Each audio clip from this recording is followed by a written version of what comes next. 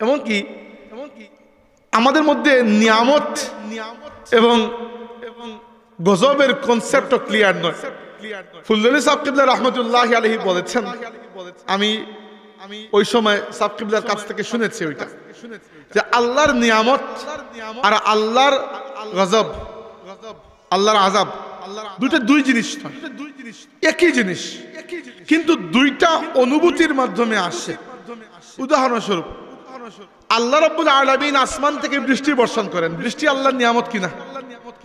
আল্লাহ যখন রাগ করে ওই বৃষ্টি বর্ষণ করেন, ওই বৃষ্টি আযাব হয়ে যায়। ওই বৃষ্টিতে বন্যা হয়, মানুষের ফল ফসল নষ্ট হয়। আগুন আল্লাহর নিয়ামত, আগুন না থাকলে মানব সভ্যতা সামনের দিকে যাইতেই পারতো না।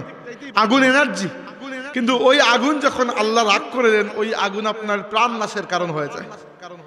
বাতাস আল্লাহর নিয়ামত, কুরআন শরীফে বারবার বাতাসকে আল্লাহ বলেছেন বুশরা, মানে সুসংবাদ। বাতাস বৃষ্টির সংবাদ নিয়ে আসে, জন্য বাতাস সুসংবাদ। কিন্তু ওই বাতাস যখন 220 কিলোমিটার গতিতে চলে, তখন সেটা সাইক্লোন সিডর হয়ে যায়। তো নিয়ামত আর গজব দুই জিনিস নয়, একই জিনিস। একটা আল্লাহ ভালোবেসে যখন দেন তখন সেটা নিয়ামত হয়, একই জিনিস যখন আল্লাহ রাগ করে দেন সেটা আযাব হয়ে যায়। এমনও হইতে পারে যে দোয়া আল্লাহ কবুল করলেন, কিন্তু এখন যা চাইলেন তা দিলেন না, পরবর্তীতে এটার বদলাও দিলেন না, এরপর আল্লাহ দোয়া কবুল করেছেন। কিভাবে?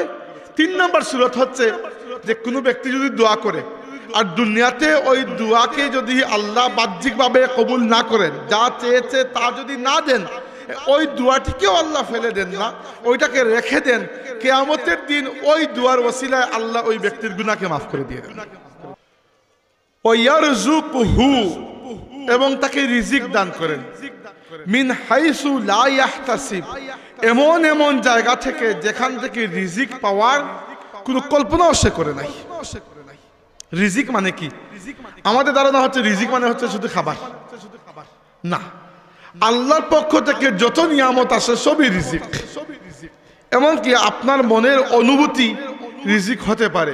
উদাহরণস্বরূপ, আমাদের নবী সাল্লাল্লাহু আলাইহি ওয়াসাল্লাম আমাদের মা খাদিজা রাদিয়াল্লাহু আনহাকে এত মহব্বত করতেন, তিনি বলেছেন ইন্নী কাদ রুজিকতু হুব্বাহা, খাদিজার মহব্বতকে আল্লাহ আমাকে রিজিকের মতো দিয়ে দিয়েছেন। সুবহানাল্লাহ।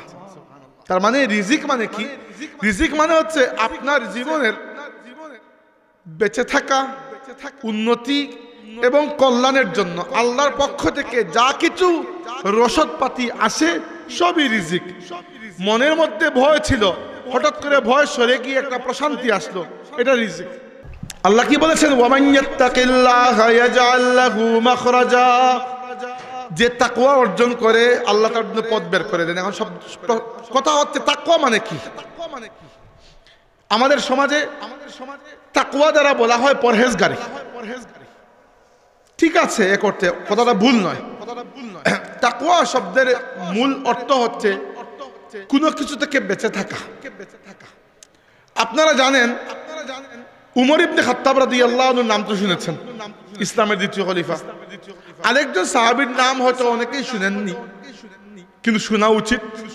আল্লাহর রাসূলের সাহাবীদের মধ্যে আল্লাহর নবী যাকে বলেছেন যে সবচেয়ে বড় কোরআনের পণ্ডিত, কোরআনের সবচেয়ে বড় আলিম, উনি হচ্ছেন উবাই ইবনে কাব রাদিয়াল্লাহু আনহু।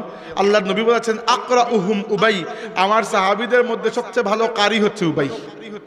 উবাই ইবনে কাব রাদিয়াল্লাহু আনহুকে একবার উমর ইবনে খাত্তাব রাদিয়াল্লাহু আনহু জিজ্ঞেস করেছিলেন, উবাই আপনি তো কোরআনের অনেক বড় আলিম, কোরআনে আল্লাহ বারবার বলেছেন আমাদেরকে তাকওয়া অর্জন করো, তাকওয়া অর্জন করো, তাকওয়া অর্জন করো। প্র্যাকটিক্যাল জীবনে তাকওয়া কিভাবে অর্জন করব, বা তাকওয়া দ্বারা আপনি প্র্যাকটিক্যাল জীবনে কি অর্থ করেন? একটা হচ্ছে কিতাবের অর্থ, কিতাবের পরিভাষা, আর একটা হচ্ছে প্র্যাকটিক্যাল লাইফে কিভাবে তাকওয়া অর্জন করব। চমৎকার প্রশ্ন, এবং উনিও জবাব দিয়েছেন আরো চমৎকার। উবাই ইবনে কাব রাদিয়াল্লাহু আনহু জিজ্ঞেস করেছেন যে আমিরুল মুমিনিন, আপনি কি কখনো এমন কোন রাস্তা দিয়ে হেঁটেছেন যে রাস্তার মধ্যে প্রচুর কাঁটা? ওমর বললেন হ্যাঁ, অনেকবার হেঁটেছি। আরবের মরুভূমিতে, যারা আরব বিভিন্ন দেশে গিয়েছেন বা থেকেছেন জানেন, মরুভূমিতে এক ধরনের কাঁটাওয়ালা ঝাড়ের মতো গাছ হয়, উট যেগুলো খায়। তো ওইগুলো অনেক শক্ত লম্বা কাঁটা থাকে, এবং ওগুলা পায়ে বিদ্ধ হতে পারে। তো উবাই ইবনে কাব জিজ্ঞেস করেছেন ওমর রাদিয়াল্লাহু আনহুকে যে আপনি কখনো কাটা বিছানো রাস্তা দিয়ে হেঁটেছেন? উমর বলেছেন হ্যাঁ হেঁটেছি। জিজ্ঞেস করেছেন কিভাবে হেঁটেছেন? ওমর রাদিয়াল্লাহু আনহু বলেছেন আমি খুবই খেয়াল করে নিজের কাপড়টাকে উপরের দিকে একটু উঠিয়ে, যেন কাপড়ের মধ্যে কাটা বিদ্ধ না হয়, আর আমার পা খুবই খেয়াল করে করে পা ফেলেছি যেন পায়ের মধ্যে কাটা না লাগে। উবাই ইবনে কাব বললেন এই কাটা বিছানো রাস্তায় আপনি যেভাবে সতর্ক হয়ে হেঁটেছেন, এভাবে সতর্ক হয়ে দুনিয়াতে প্রত্যেকটা কদম ফেলার নাম হচ্ছে তাকওয়া।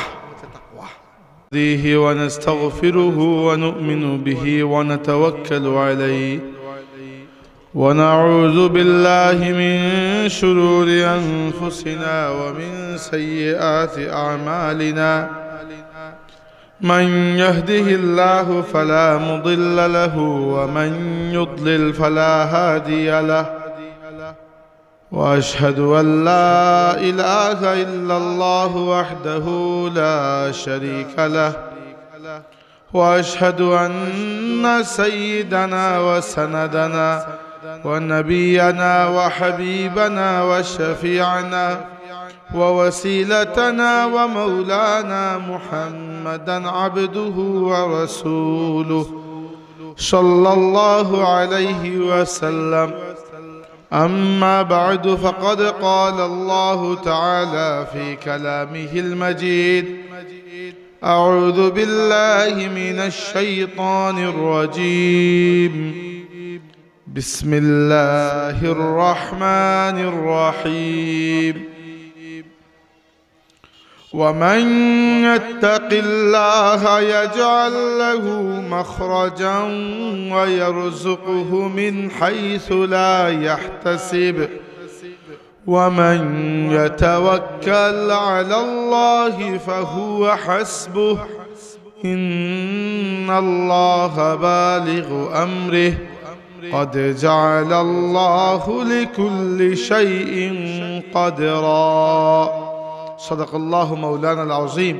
درشي پڑھیں صلى الله على سيدنا ومولانا محمد وعلى آله وأصحابه وسلم. صلى الله على سيدنا ومولانا محمد وعلى آله وأصحابه وسلم. দক্ষিণ লস্করপুর ইসলামী যুব কল্যাণ পরিষদের উদ্যোগে আজকের এই বার্ষিক ওয়াজ ও দোয়া মাহফিলে উপস্থিত সম্মানিত সভাপতি, অত্র এলাকার শ্রদ্ধেয় মুরব্বিয়ান, স্থানীয় মসজিদ সমূহের ইমাম এবং মুয়াজ্জিন বৃন্দ এবং এলাকার যুবক ভাইয়েরা, আপনাদের সবাইকে অন্তরের অন্তঃস্থল থেকে মুবারকবাদ জানাই। আমরা আল্লাহ রব্বুল ইজ্জতের শুকর আদায় করি, আল্লাহ পাক আমাদেরকে এই মাহফিলে শরীক হওয়ার তৌফিক দান করেছেন, আলহামদুলিল্লাহ। আমি নামাজ সম্ভবত আপনাদেরকে একটু তাড়াহুড়া দিয়ে আগেই আদায় করিয়ে ফেলেছি। এর কারণটা হচ্ছে মাহফিলের শিডিউলের মধ্যে আজকে একটু গন্ডগোল হয়ে গেছে। মাহফিল একটা ক্যান্সেল হয়ে গিয়েছিল, আমার মাঝখান থেকে আরেকটা কোন জায়গা থেকে ঢুকে গেছে। এই জন্য সবার প্রথমে যে মাহফিলটা ছিল ওইটার টাইম চলে গেছে সবার শেষে। এরা এখন রাগ করে বসে আছে সব দিক থেকে। এটা এখান থেকে প্রায় 1 ঘন্টা 20 মিনিটের রাস্তা। তো এই জন্য আমি আপনাদেরকে বলেছি যে আমি যদি 8:40 বা 45 দিকে উঠতে পারি, তাহলে 7:45-এর দিকে, তাহলে 55 মিনিট আমি 8:40-এই শেষ করব। তাহলে আমি অন্ততপক্ষে আমার কিছু কথা শেষ করতে পারলাম। এরকম যেন না হয় যে আসলাম আর মুখ দেখাইলাম আর চলে গেলাম। সম্বন্ধে হাজির, আমি যে আয়াত তিলাওয়াত করেছি, আল্লাহ রাব্বুল ইজ্জত বলেছেন ওয়ামান ইয়াত্তাকিল্লাহা ইয়াজআল লাহু মাখরাজা। ওয়ামান ইয়াত্তাকিল্লাহ, যে আল্লাহকে ভয় করে, তাকওয়া অর্জন করে। তাকওয়া শব্দের অনেক অর্থ রয়েছে, অথবা এরকম বলা যায় যে তাকওয়া শব্দের অনেক গভীর অর্থ রয়েছে, অনেক ব্যাপক অর্থ রয়েছে।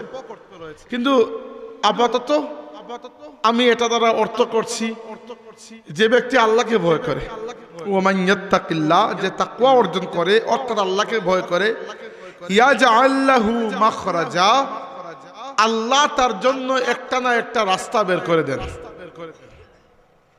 মাখরাজ, মাখরাজ শব্দটা অনেকেই হয়তো পরিচিত, যারা দারুল কিরাতে পড়েছেন আপনারা জানেন যে প্রত্যেকটা হরফ যে জায়গা থেকে বের হয় ওই জায়গাকে হরফের মাখরাজ বলা হয়।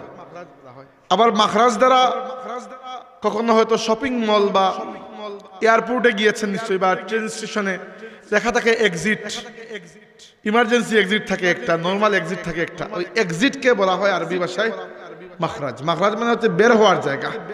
তো আল্লাহ বলেছেন যে ব্যক্তি আল্লাহকে ভয় করে যে কোনো বিপদ আপদের মধ্যে আল্লাহ তার জন্য ওই বিপদ আপদ থেকে বের হওয়ার একটা রাস্তা তৈরি করে দেন। ওয়ারযুকহু, এবং তাকে রিজিক দান করেন, মিন হাইসু লা ইয়াহতাসিব, এমন এমন জায়গা থেকে যেখান থেকে রিজিক পাওয়ার কোনো কল্পনাও সে করে নাই।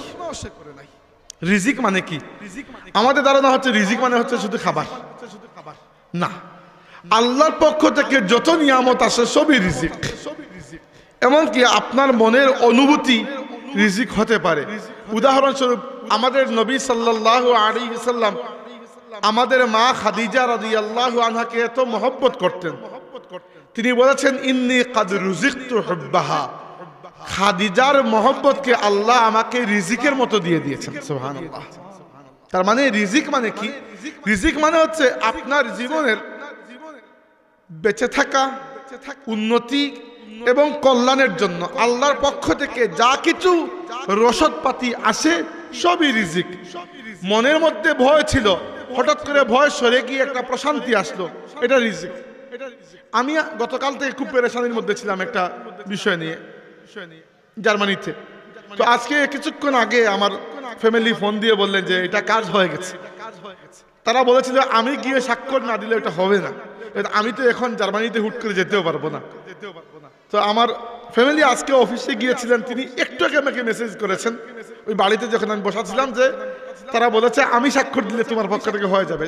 এইটাও এক ধরনের রিজিক, যে একটা টেনশনের মধ্যে ছিলাম যে ওইটা যদি না হইতো তাইলে আমার জন্য খারাপ ছিল, কিন্তু হয়ে গেছে। আল্লাহ রাব্বুল আলামিন আশঙ্কা এবং ভয়ের অনুভূতিকে সরিয়ে প্রশান্তি এবং সান্ত্বনার অনুভূতি দিয়েছেন, ওইটাও আল্লাহর পক্ষ থেকে রিজিক। এমনকি আমাদের মধ্যে নিয়ামত এবং গজবের কনসেপ্টও ক্লিয়ার নয়। ফুলদলি সাহেব কিবলা রহমতুল্লাহি আলাইহি বলেছেন, আমি ওই সময় সাহেব কিবলার কাছ থেকে শুনেছি ওইটা, যে আল্লাহর নিয়ামত আর আল্লাহর গজব, আল্লাহর আযাব দুটো দুই জিনিস নয়, একই জিনিস, কিন্তু দুইটা অনুভূতির মাধ্যমে আসে। উদাহরণস্বরূপ আল্লাহ রাব্বুল আলামিন আসমান থেকে বৃষ্টি বর্ষণ করেন, বৃষ্টি আল্লাহর নিয়ামত কিনা? আল্লাহ যখন রাগ করে ওই বৃষ্টি বর্ষণ করেন, ওই বৃষ্টি আযাব হয়ে যায়। ওই বৃষ্টিতে বন্যা হয়, মানুষের ফল ফসল নষ্ট হয়। আগুন আল্লাহর নিয়ামত, আগুন না থাকলে মানব সভ্যতা সামনের দিকে যাইতেই পারতো না। আগুন এনার্জি, কিন্তু ওই আগুন যখন আল্লাহ রাগ করে দেন, ওই আগুন আপনার প্রাণ নাশের কারণ হয়ে যায়। বাতাস আল্লাহর নিয়ামত, কুরআন শরীফে বারবার বাতাসকে আল্লাহ বলেছেন বুশরা, মানে সুসংবাদ। বাতাস বৃষ্টির সংবাদ নিয়ে আসে, জন্য বাতাস সুসংবাদ। কিন্তু ওই বাতাস যখন 220 কিলোমিটার গতিতে চলে, তখন সেটা সাইক্লোন সিডর হয়ে যায়। তো নিয়ামত আর গজব দুই জিনিস নয়, একই জিনিস। একটা আল্লাহ ভালোবেসে যখন দেন তখন সেটা নিয়ামত হয়, একই জিনিস যখন আল্লাহ রাগ করে দেন সেটা আযাব হয়ে যায়। এই জন্য দেখেন আওলাদ নিয়ামত, কিন্তু সেই নিয়ামতের সাথে যদি আল্লাহ দয়া করে মায়া করে আওলাদকে হেদায়েত না দেন, তাহলে আওলাদ আপনার জন্য সবচেয়ে বড় আযাবের কারণ হয়ে যাবে। দুনিয়াতেও মাথা ব্যথা, আর আখিরাতে তো আর আছেই। সম্পদ আল্লাহর নিয়ামত, নিয়ামত কিনা? কিন্তু যখন আল্লাহ রাব্বুল আলামিন কাউকে সম্পদ দেন, সাথে দয়া করে মায়া করে সেই সম্পদকে পরিচালনা করার মতো জ্ঞান বুদ্ধি হিদায়ত দেন না, তখন সেই সম্পদ আরো মহা আযাবের কারণ হয়ে দাঁড়ায়। ক্ষমতা আল্লাহর নিয়ামত, কিন্তু সেই ক্ষমতা যাকে আল্লাহ দেন, সাথে হিদায়াত এবং সবর না দেন, তাইলে কি হয়? ওই ক্ষমতা তাকে ফেরাউন বানাইতে পারে, তাই না? ক্ষমতার সাথে হিদায়াত থাকলে ওই ব্যক্তি উমর ইবনে খাত্তাব হইতে পারে, আর ক্ষমতার সাথে হিদায়াত না থাকলে ফেরাউন, নমরুদ, মুসোলিনি, হিটলার, আরো বিভিন্ন ফ্যাসিস্ট যারা হয়েছে, এরা ক্ষমতাবান ছিল, সাথে হিদায়াত ছিল না, এই জন্য ক্ষমতাকে মিসইউজ করেছে। তো দেখেন, এভাবে আল্লাহর রিজিক বলতে শুধু মুখ দিয়ে আমরা যে খাবার ঢুকাই সেটা নয়। রিজিক হচ্ছে আপনাকে আল্লাহ তাবারাকা ওয়া তাআলা আপনার জীবন যাপনের জন্য, জীবনকে সামনের দিকে এগিয়ে নেওয়ার জন্য, কল্যাণের জন্য যা কিছু উপহার দিয়েছেন সবই আল্লাহর পক্ষ থেকে রিজিক। তো আল্লাহ বলেছেন, যে ব্যক্তি তাকওয়া অর্জন করে, আমার কাছে দিয়ে দেন, এইদিকে মনে হয় ঢুকে দিলে হবে।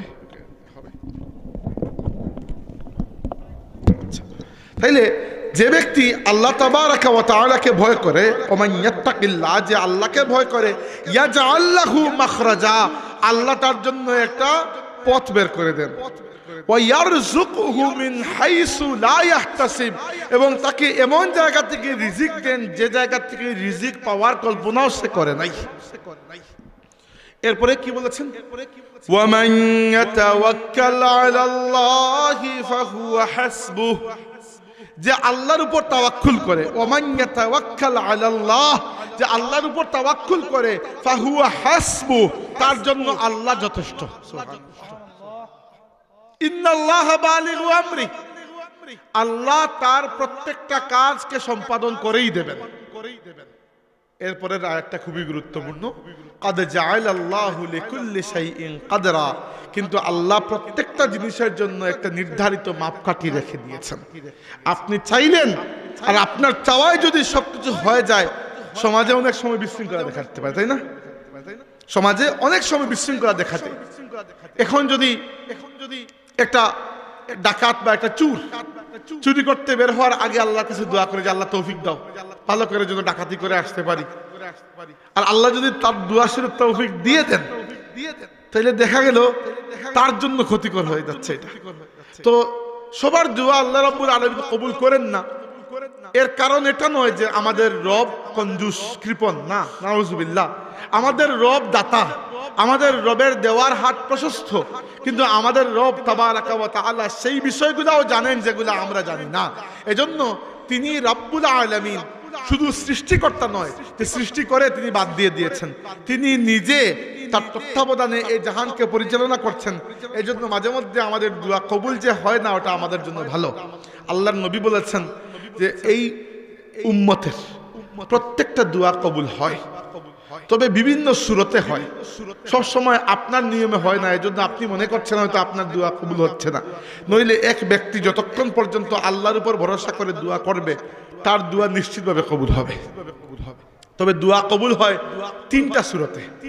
কয়টা সুরতে? তিনটা সুরতে। একটা সুরত হচ্ছে আপনি দোয়া করতেছেন, আল্লাহ আমার একটা মোটরসাইকেল দাও, আপনার বাবা একটা মোটরসাইকেল কিনে দিলেন, দোয়া কবুল হয়ে গেল না? এটা হচ্ছে সবচেয়ে নরমাল সাধারণ সুরত, যেটাতে আমরা একমাত্র ওই সুরতটাকে চিনি। এখন চাইলাম আল্লাহ লন্ডনের একটা ভিসা দাও, হয়ে গেল, তাই না? তো এইটাকে আমরা একমাত্র দোয়া কবুল মনে করি, কিন্তু এটা দোয়া কবুলের তিন সুরতের মধ্যে এক সুরত, বাকি রইল দুই সুরত। বাকি দুই সুরত কি? 2 নম্বর সুরত হচ্ছে আপনি যখন যেটা চাইলেন আল্লাহ দিলেন না, কারণ ওইটা তখন আপনার জন্য ভালো নয়, পরবর্তীতে এর থেকে বহুগুণ বাড়িয়ে আল্লাহ আপনাকে প্রতিদান দান করলেন। এটা কি কম নাকি? এখন আপনি দোয়া করতেছেন কিছু একটার জন্য, কোন জায়গায় যাওয়ার জন্য, কোন মহিলাকে বিয়ের জন্য, বা অন্য কোনো কারণে, আল্লাহ রাব্বুল আলামিন আপনার দোয়া শুনছেন না। আপনি মনে করতেছেন যে আল্লাহ খালি আমারটা শুনেন না, বাকি সবারটা শুনেন, কিন্তু হয়তো এখানে আপনার জন্য কোনো কল্যাণ নাই। আল্লাহ তো জানেন, তাই না? আমরা জানি না। আল্লাহ রাব্বুল আলামিন এই দোয়াকে ফেলে দেবেন না, দোয়াকে রিজার্ভ করে রেখে দেবেন, এবং পরবর্তীতে যা চেয়েছেন তার থেকে বহুগুণ বাড়িয়ে আল্লাহ আপনাকে প্রতিদান দান করবেন। আমার নিজের জীবনে এটা আমি পরীক্ষা করে দেখেছি, আমি আর বলবো না বিস্তারিত, কিন্তু অনেক সময় অনেক কিছু আমি চেয়েছিলাম আল্লাহর কাছে পাই নাই। পরে যখন ওইটার কোনো বদলাও পেয়েছি বা মনে হয়েছে যে তখন ওইটা পাইলে আমার জীবন হয়তো লাইন থেকে আউট হয়ে যাইতে পারত। আলহামদুলিল্লাহ, আল্লাহর কাছে এখন যখন জীবনের দিকে তাকাই, সেজদায় পড়ে শুকর আদায় করার ইচ্ছা করে যে আমার রব যা দিয়েছেন আমার কল্যাণের জন্যই দিয়েছেন।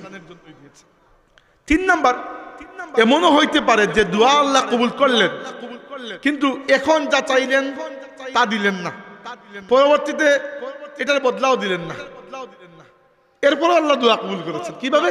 3 নাম্বার সুরত হচ্ছে যে কোনো ব্যক্তি যদি দোয়া করে আর দুনিয়াতে ওই দোয়াকে যদি আল্লাহ বাহ্যিকভাবে কবুল না করেন, যা চেয়েছে তা যদি না দেন, ওই দোয়াটিকেও আল্লাহ ফেলে দেন না, ওইটাকে রেখে দেন, কিয়ামতের দিন ওই দোয়ার ওসিলায় আল্লাহ ওই ব্যক্তির গুনাহকে মাফ করে দিয়ে দেন। ওইটা কি ভালো না? ক্ষতি তো নাই। এখন পাইলে পাইলেন, না পাইলে নাই, কিন্তু এর বিনিময়ে যদি কিয়ামতের দিন গুনাহ মাফ হয়ে যায়, আপনি নিজেই চিন্তা করবেন তাইলে এটাই তো ভালো ছিল। অতএব আল্লাহর নবী বলেছেন, কথা দিয়েছেন উম্মতকে, হে আমার উম্মত, আমি তোমাদেরকে বলছি, তোমাদেরকে নিশ্চয়তা দিচ্ছি, তোমাদের রব ততক্ষণ পর্যন্ত তোমাদের দোয়া কবুল করতে থাকবেন যতক্ষণ না তোমরা নিজে আল্লাহর উপর নিরাশ হয়ে দোয়া করা বাদ না দেবে। অতএব কখনো দোয়া করা বাদ দেবেন না। আল্লাহ রাসূল বলেছেন, যে ব্যক্তি চায় মুসিবতের সময় আল্লাহ তার দোয়াকে কবুল করবেন, তার জন্য ওয়াজিব হচ্ছে যখন মুসিবত থাকে না, সাধারণ অবস্থায় শান্তির মধ্যে সে থাকে, তখন বেশি করে আল্লাহর কাছে দোয়া করা। দোয়া করে করে যদি সম্পর্ক টাইট করে ফেলেন আগে থেকে, তাহলে মুসিবতের সময় চাইলে আল্লাহ রাব্বুল আলামিন সাথে সাথে দিয়ে দেবেন। আচ্ছা, তাইলে এবার আসুন, আমি যে আয়াত তিলাওয়াত করেছি, ভাই আমার একটু পানি দিন গ্লাসের মধ্যে। আচ্ছা, না পাইলে বাদ দেন, বসেন। আল্লাহ কি বলেছেন? ওয়ামান ইয়াত্তাকিল্লাহা ইয়াজআল লাহু মাখরাজা। যে তাকওয়া অর্জন করে আল্লাহ তার জন্য পথ বের করে দেন। এখন সব কথা হচ্ছে তাকওয়া মানে কি? আমাদের সমাজে তাকওয়া দ্বারা বলা হয় পরহেজগারি। ঠিক আছে, এ করতে কথাটা ভুল নয়। তাকওয়া শব্দের মূল অর্থ হচ্ছে কোনো কিছু থেকে বেঁচে থাকা। আপনারা জানেন উমর ইবনে খাত্তাব রাদিয়াল্লাহু আনহুর নাম তো শুনেছেন, ইসলামের দ্বিতীয় খলিফা। আরেকজন সাহাবীর নাম হয়তো অনেকেই শুনেননি, কিন্তু শোনা উচিত। আল্লাহর রাসূলের সাহাবীদের মধ্যে আল্লাহর নবী যাকে বলেছেন যে সবচেয়ে বড় কোরআনের পণ্ডিত, কোরআনের সবচেয়ে বড় আলিম, উনি হচ্ছেন উবাই ইবনে কাব রাদিয়াল্লাহু আনহু।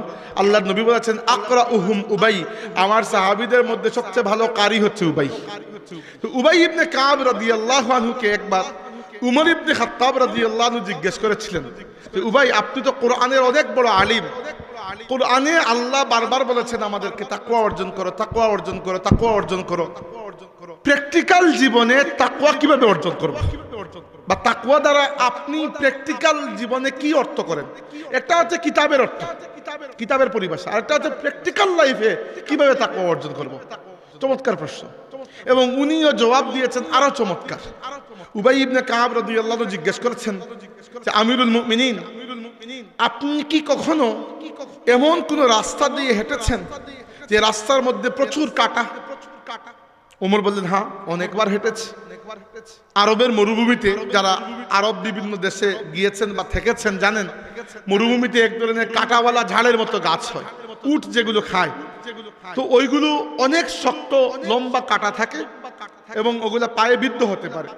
তো উবাই ইবনে কাব জিজ্ঞেস করেছেন ওমর রাদিয়াল্লাহু আনহুকে যে আপনি কখনো কাঁটা বিছানো রাস্তা দিয়ে হেঁটেছেন? উমর বলেছেন, হ্যাঁ হেঁটেছি। জিজ্ঞেস করেছেন কিভাবে হেঁটেছেন?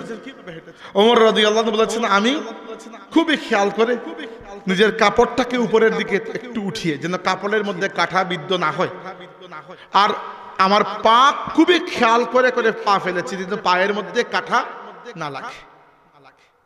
উবাই ইবনে কাব বললেন, এই কাঁটা বিছানো রাস্তায় আপনি যেভাবে সতর্ক হয়ে হেঁটেছেন, এভাবে সতর্ক হয়ে দুনিয়াতে প্রত্যেকটা কদম ফেলার নাম হচ্ছে তাকওয়া। শুনুন না কথাটা, যে দুনিয়াতে আকর্ষণের কোনো অভাব নাই, দুনিয়াতে আল্লাহ থেকে আপনাকে বিমুখ করার মতো আকর্ষণের কি কোনো অভাব আছে? অভাব নাই। একটা মুসলিম সমাজে থাকলে তাও চক্ষু লজ্জার ভয়ে আপনি অনেক জিনিস থেকে বিরত থাকবেন। কিন্তু এখনকার সময়ে আমাদের তরুণরা প্রচুর পরিমাণে দেশের বাইরে যাচ্ছেন এবং যাচ্ছেন ইউরোপে, আমেরিকায়। অবশ্যই যান, ভালো কথা, আমি এটা নিয়ে কোনো কমেন্ট করতে চাচ্ছি না। কিন্তু একটা যদি মনে করে যাবেন যে আপনার এই সমাজে এতটা অপরাধ, এতটা হারাম কাজ হয়তো করা সম্ভব নয় যতটা ওই সমাজে করা সম্ভব। কেন? এই সমাজে একে তো আপনার বাবা চাচা এরা আছেন, এদের ভয়ে আপনি অনেক কাজ করতে পারবেন না। 2 নম্বর, এটা মুসলিম সমাজে আপনি চাইলেই যে কোনো অনইসলামিক কর্ম এত সহজে করতে পারবেন না, চোখের লজ্জায় বাদ দিয়ে দেবেন আপনি। একটা এলাকায় সবাই মসজিদে যাচ্ছে, আপনি একটা এমনকি জুমার দিনও মসজিদে যান না, এটা কেমন কথা? চোখের লজ্জায় হইলেও তো যেতে হবে, তাই না? এই সমাজে কেউ একজন চাইলেই, আমার বয়সী কেউ একজন চাইলেই কিন্তু হাফ প্যান্ট পরে রাস্তায় হাঁটতে পারবে না, লজ্জা লাগবে। ইউরোপ আমেরিকায় পারবে। এই সমাজে মন চাইলেই কেউ একজন একটা মেয়ের সাথে বিবাহ ছাড়া এরকম হাঁটতে পারবে না, কিন্তু ইউরোপ আমেরিকায় পারবে। তো ওইখানে অবাধ বিচরণের সুযোগ রয়েছে। এই সমাজে আপনি ডিরেক্টলি সুদের সাথে না জড়িয়েও বিভিন্ন ব্যবসা পাতি করতে পারবেন। হয়তো অনেকেই